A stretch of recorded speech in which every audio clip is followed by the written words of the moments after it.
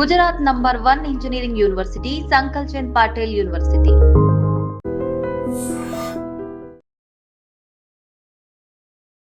Welcome to 18 News. This is Pavan. కుకట్పల్లిలో సంగీత్ నగర్లోని ఆ ఇన్సిడెంట్ మీ అందరికీ తెలుసు కదా. చిన్న పాపను అతి కిరాతకంగా 9 కత్తిపోట్లు పొడిచి చంపిన వ్యక్తిని అయితే, అనుమానితుని అయితే పట్టుకోవడం జరిగింది పోలీసులు. వాళ్ళ దర్యాప్తులో అంతు తేల్చలేని నిజాలు అయితే బయటికి రావడం జరుగుతుంది. అక్కడ సీసీ కెమెరాలు అంటే వాళ్ళ బిల్డింగ్ లో సీసీ కెమెరాలు లేవు, కానీ ఆ బయట ఉన్న సీసీ కెమెరాలు అక్కడ పరిశీలించిన దాన్ని బట్టి అయితే ఒక వ్యక్తి అదే పొజిషన్ లో ఒక కింద సెకండ్ ఫ్లోర్ లో ఉంటున్న వ్యక్తి, అంటే ఈ చనిపోయిన పాప వాళ్ళు పెంట్ హౌస్ లో ఉంటారు, ఆ కింద పొజిషన్ లో అయితే సంజయ్ అనే యువకుడిని అయితే అదుపులోకి తీసుకోవడం జరిగింది. అనుమానితుడిగా తీసుకోవడమే జరిగింది. అనుమానితుడిగానే ఇప్పటి వరకు అయితే అనుమానిస్తున్నారు. అతడే చేసుంటాడు అనే కోణంలో అయితే దర్యాప్తు చేయడం జరుగుతుంది. ఎందుకు అంటే బయట సీసీ కెమెరాలు ప్రయత్నించిన ప్రతిసారి అతను ఏదో అనుమానితంగా కొంచెం టెన్షన్ గా అక్కడక్కడే తిరగడం చూసినారు పోలీసులు వాళ్ళైతే. సో వెంటనే అతను అయితే అదుపులోకి తీసుకొని జరిగింది. ఏంటి అని అసలు ఆయన వివరాల్లోకి వెళ్తే, వాళ్ళు ఇక్కడ నుంచి కాదు, ఒడిస్సా నుంచి అక్కడ నుంచో వచ్చి ఇక్కడ పనిచేయడానికి వచ్చినారు అంట. సో వాళ్ళ భార్య వదిలిపెట్టి వెళ్ళిపోయిందంట. దీనికి కారణం ఎవరో క్షుద్రపూజలు చేసి ఏదో పూజలు చేసి మమ్మల్ని ఇద్దరిని విడదీయడానికి ప్రయత్నించారు అని చెప్పేసి ఆ పై ఇంటి వాళ్ళ మీద అయితే కక్ష పెంచుకోవడం జరిగిందంట. సో కక్ష పెంచుకొని ఆ కోణంలోనే ఆ పాపను చంపేసి ఉంటాడు అని చెప్పేసి కొంతమంది అనుమానించడం జరుగుతుంది. అదే విధంగా ఆవిడ చుట్టుపక్కల ఉన్న వాళ్ళు కూడా చెప్పడం జరుగుతుంది. సో మరి పోలీసు వాళ్ళు అయితే ఈ కోణంలో అయితే దర్యాప్తు చేయడం జరుగుతుంది.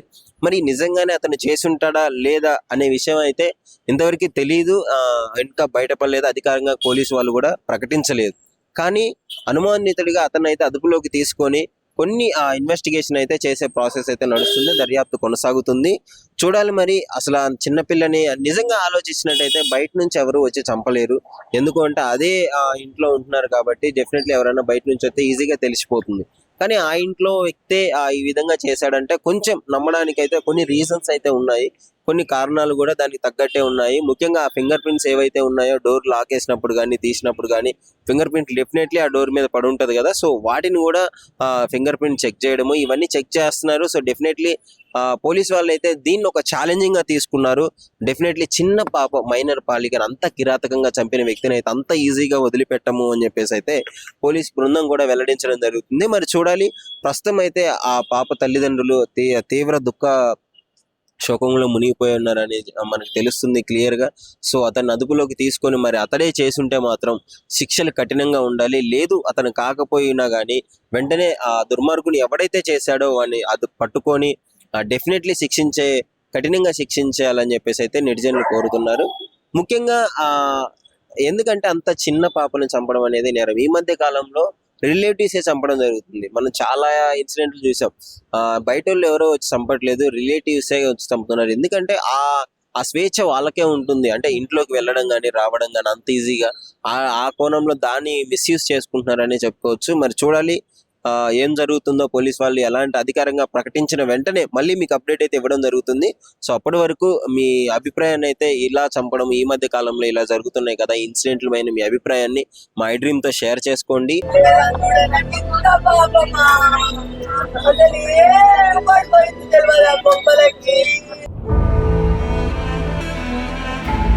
కుకట్పల్లిలో అయితే దారుణం చోటు చేసుకుంది. అభం శుభం తెలియని చిన్న పాప ఇంట్లో ఉంటే వెళ్ళి కత్తితో అతి కిరాతకంగా పొడిచి చంపిన ఘటన. ఇప్పుడు ప్రస్తుతం మనం అదే లొకేషన్ లో ఉన్నాము. అంటే తల్లి ఏమో ల్యాబ్ లో పనిచేస్తుంది, రేణుక తండ్రి ఒక మెకానిక్ షాప్ ఉంది. ఇద్దరు ఇంట్లో లేని సమయంలో ఎవరు ఒక గుర్తు తెలియని వచ్చి అతి కిరాతకంగా చంపిన ఈ ఘటన చోటు చేసుకుంది.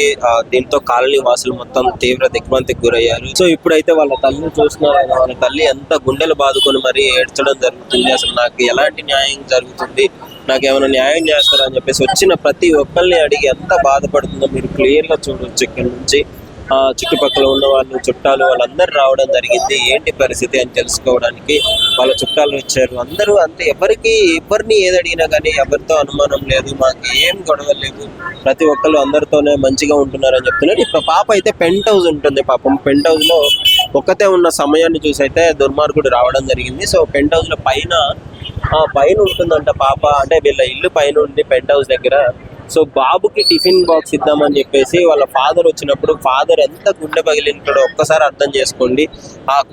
కన్న కూతుర్ని బెడ్ మీద ఆ పరిస్థితుల్లో చూడటము, చచ్చిపోయి ఒళ్ళంతా కత్తిపోట్లతో మెడ మీద, ఛాతీలో, కడుపులో ఇష్టం వచ్చినట్టు పొడిచినట్టుగా తెలుస్తుంది.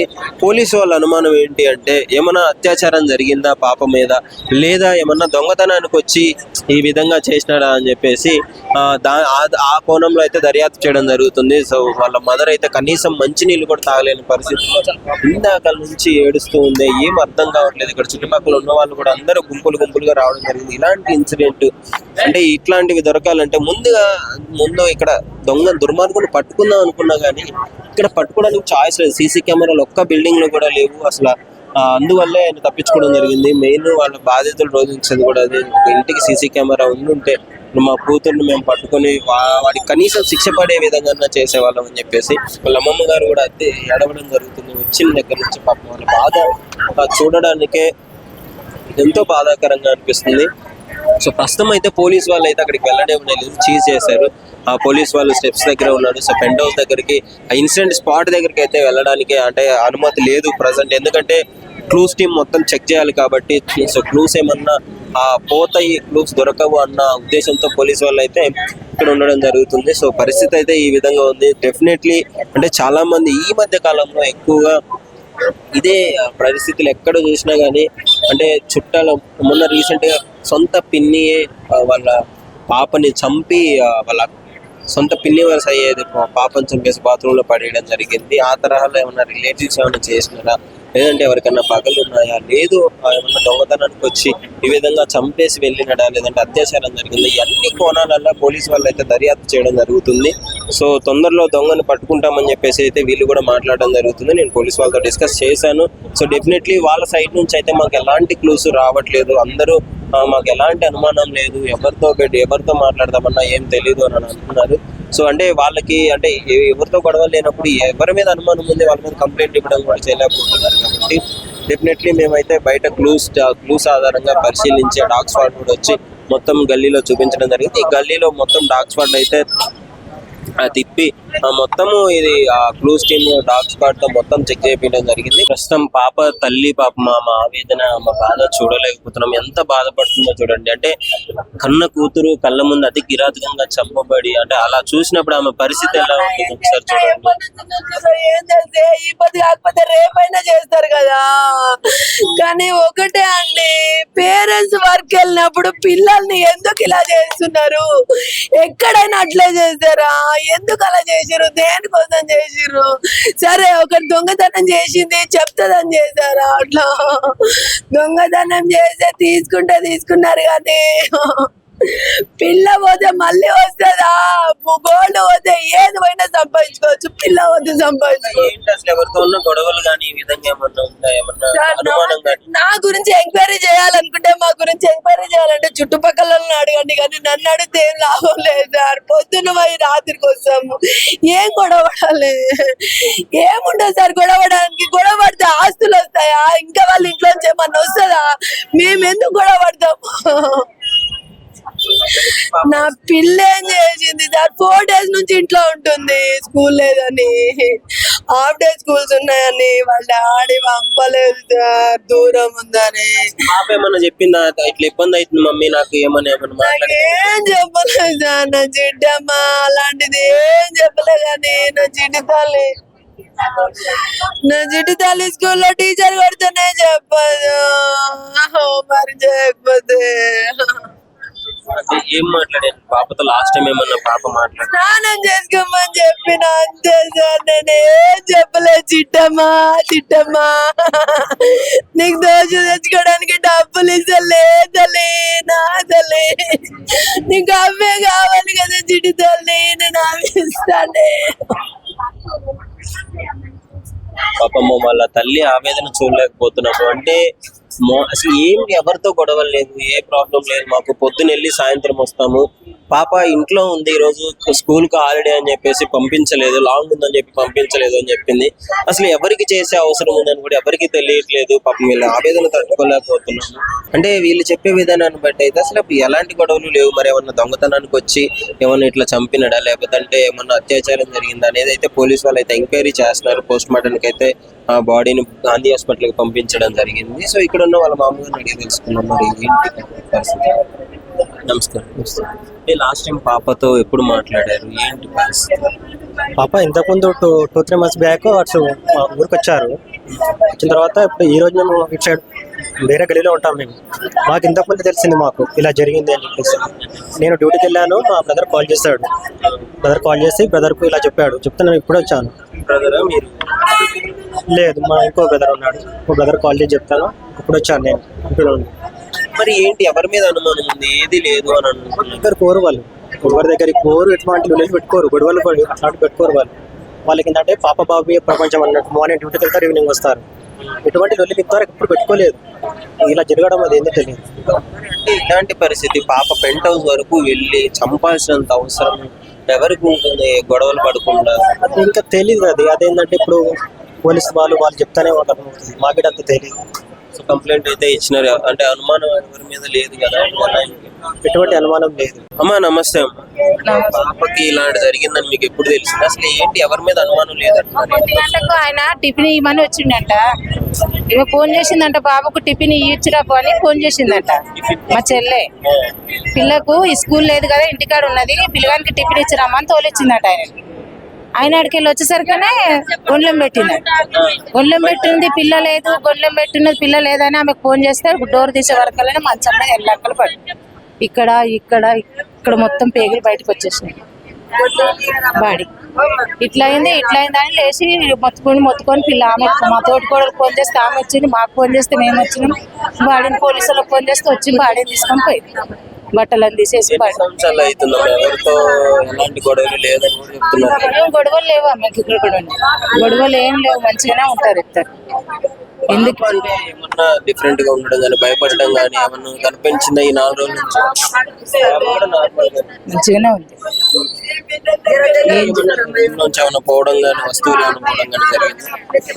మంచిగానే ఉంది. పిల్లకి ఎవరేం చేసిర్రో అట్లా జరగకూడదు. లక్ష్యపూరితంగా చంపడానికే వచ్చినట్టయితే ఆడ గుర్తులు తెలుస్తున్నాయి. మరి అట్లా కట్ చేయడం అంటే ఇక్కడ మొత్తం కట్ చేయడము, పేగులు తీయడం అంటే మరి ఎవడు చూసినోడే చేసిండా, ఎవడు చేసిండో అర్థం కాదు. తెలిసిన వాళ్ళే చేస్తారు, తెలియని వాళ్ళు అయితే ఎవడు వస్తాడు ఆగం ఇంట్లోకి? ఇంట్లోకి ఎవరు వస్తారు? అక్కడ రాసి పెట్టిన 2-3 సార్లు వస్తే దాన్ని చూసి ఇక్కడే నిలబడ్డాం మేము. ఓనర్స్ అడిగి పైకి వెళ్ళాం. ఎవరు వచ్చింది మరి ఇళ్ళగల్లో తెలియదా? పైకి ఎక్కింది చేసి నా బంగారం నెట్ల చేతునే, నాయమ్మ నా బంగారం ఏం చేతునే, నాయమ్మ అది నా వడవసిన బంగారము, నాయమ్మ నా తల్లు, నా తల్లి చంపేసిపోయింది. ఏమనుకుంటా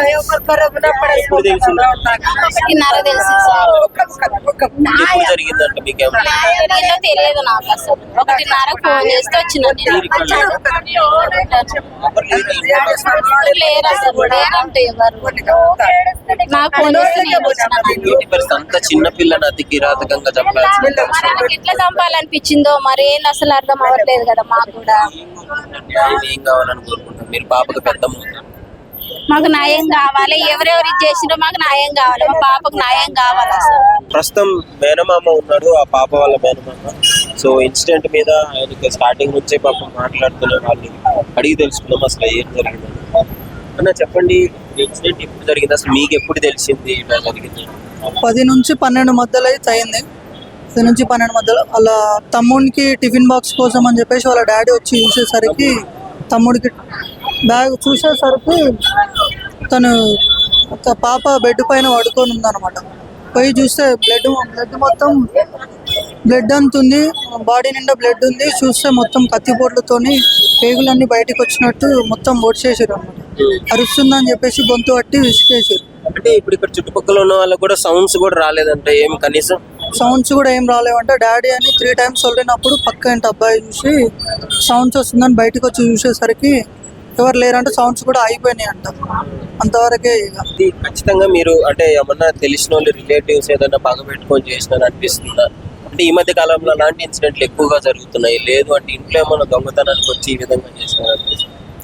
ఇంట్లో కక్ష అంటే ఎవరి మీద అయితే ఏం లేదు, పగలంటే ఏం లేవు, కానీ ఇంట్లో దొంగతనానికి వచ్చే పాపను చూసి చంపేసిండు అని చెప్పేసి అంతే. అంటే అనుమానాలు కూడా మీకు ఎవరి మీద? అయితే ఏం లేదు, నార్మల్గా పిల్లలు వస్తుంటారు పోతుంటారు అంతే. సో మీరు ఎప్పుడు మాట్లాడారు పాపతో లాస్ట్ టైం పాపతోనే మొన్న ఒకసారి మాట్లాడినా. అంటే మీరు ఇక్కడ ఉన్నారా? నేను ఇక్కడ ఉన్నాను. నేను గచ్చిబౌలిలో ఉంటాను. అందరూ వేరే దగ్గర ఉంటారు. వేరే ఉంటాం. ఇక్కడ వాళ్ళ మదర్ ఫాదర్ పేరెంట్స్ వాళ్ళు మాత్రమే ఉంటారు. అందరూ ఎటోళ్ళు వెళ్ళిపోయినప్పుడు ఇన్సిడెంట్ జరిగింది. అంటే మా సిస్టర్ డ్యూటీ చేస్తుంది, మా బావ మెకానిక్ షాప్ ఉంటుంది, తను అక్కడ వెళ్ళిపోయి మా అక్క కూడా హాస్పిటల్కి వెళ్ళింది. మధ్యలో ఎవరు లేని ఆల్రెడీ చూసుకున్నట్టుండి ఎవరు ఉండరు అని చెప్పేసి కూడా ముందే ప్లానింగ్ వేసుకొని పైనకి వచ్చి పాప ఉందని చెప్పేసి పాపను వచ్చేసి వెళ్ళిపోయారు. అయితే పాప ఉంటుందని అతనికి తెలియదు, ఏదో రెక్కి చేసుకొని ఉండరు అనమాట. లాక్ వేసుకొని ఎక్కడోళ్ళు అక్కడ వెళ్ళిపోతారు. ఇప్పుడు పాప ఉండేసరికి వచ్చి చూసి పాప అరుస్తుందని చెప్పేసి నన్ను గొంతు పట్టుకొని పొడి చేసి వెళ్ళిపోయాను. చిన్న పిల్లని అతి కిరాతకంగా చంపడం జరిగింది. అసలు మీరు ఏం న్యాయం కోరుకుంటున్నారు? అలాంటి వ్యక్తికి ఎలాంటి శిక్ష పడాలని? ఇప్పుడు అయిన పాపకి ఇలాగే ఇంకోసారి కావద్దు అంటే ఫస్ట్ బిల్డింగ్ కి సీసీ కెమెరాస్, ప్రతి ఇంటికి సీసీ కెమెరాస్ ఉండాలి. కెమెరాలు ఉంటే ఇప్పుడు దొంగ ఇంకా క్లారిటీగా తెలుస్తలేదు. ప్రతి బిల్డింగ్ ఇప్పుడు సీసీ కెమెరా ఉండుంటే ఆ పాపం ఎవరేమి హత్య చేసారు అనేది మాకు తెలుస్తుండే. సీసీ కెమెరాలు లేవు. సెకండరీ పిల్లల్ని ఇంట్లో వదిలేసి ఎవరు కూడా వెళ్ళొద్దు, ఎక్కడికి కూడా వెళ్ళొద్దు. కావాలంటే రిలేటివ్స్ వాళ్ళ ఇంట్లో దగ్గర కానీ ఎక్కడైనా వదిలేసి వెళ్ళినా ఏం కాదు, కానీ పిల్లని ఒక్కదాన్ని ఇంట్లో వెళ్ళేసి ఎప్పుడు ఆ తప్పు ఎప్పుడు చేయొద్దు. న్యాయం కావాలని కోరుకుంటారు. మాకు ఎవరైతే హత్య చేసిరో వాడిని ఒక్కసారి మాకు కనిపించి వానికి ఉరి శిక్ష అని ఖచ్చితంగా ఏదో ఒక శిక్ష పడేటట్టు మాత్రం చూడాలి. అట్లయితేనే ఆ పాప మనశ్శాంతిగా ఉంటుంది. ఏంటమ్మా పాప ఫ్యామిలీలు మంచోళ్ళే, అందరు మంచోళ్ళే. ఏమి పాప మాకు మంచివే. వాళ్ళు డ్యూటీలోకి వెళ్ళిపోయారు. అమ్మ సాయం చేసుకుంటుంటే వాళ్ళ అమ్మగానే వెళ్ళిపోయింది. బాసు పిల్లలు కట్టిద్దామని వాళ్ళ డాడీ వచ్చాడు. వచ్చే లోపల ఎవరో సత్తు పాడేశారు.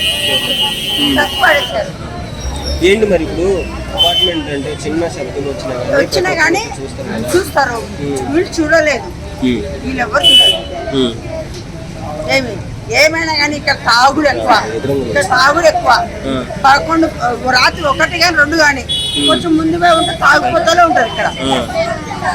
ఈ మాటతో పక్క పులుచు కాదు. నా పెళ్ళైన కొత్తలు వచ్చినా నేను ఇక్కడ,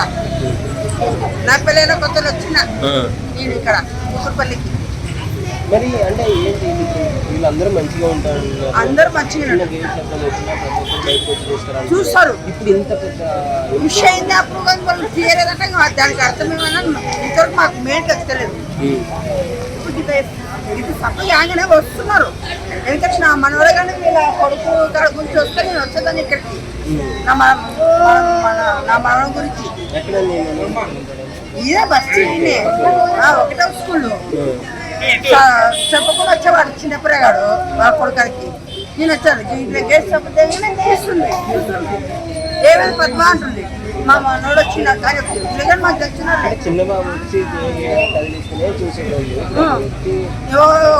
అంత పెద్ద ఎత్తు వచ్చి ఒక అమ్మాయిని చంపినట్టే. ఏమి ఎట్లా ఇప్పుడు పేరెంట్స్ పని చేయకపోతే పిల్లలు బతకలేదు, వాళ్ళు చదివించుకోలేము, కడుపు నిండదు, ఏమి ఇదికే కట్టలేము. అవునా కదా? మరి ఎవరు దీనికి సాక్ష్యం చెప్పండి. ఇంత తప్పు కాకుండా ఉంటుందా? వచ్చి చూసుకోవాలా? పాప అరవలేదా?